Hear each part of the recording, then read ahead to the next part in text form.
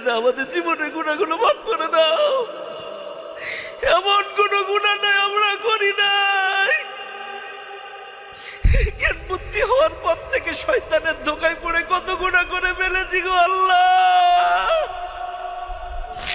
এই হাত দিয়ে, এই চোখ দিয়ে, এই পাও দিয়ে এমন কোন গুনাহ নাই আমরা করি নাই। আল্লাহ, তুমি মাফ না করলে কবরের আযাব সহ্য করতে পারবো না। তুমি যদি মাফ না করো জাহান্নামের আগুন সহ্য করতে পারবো না। আল্লাহ, আমাদেরকে তুমি মাফ করে দাও। কদরের উসিলায় তুমি মাফ করে দাও, রমাদানের উসিলায় তুমি মাফ করে দাও।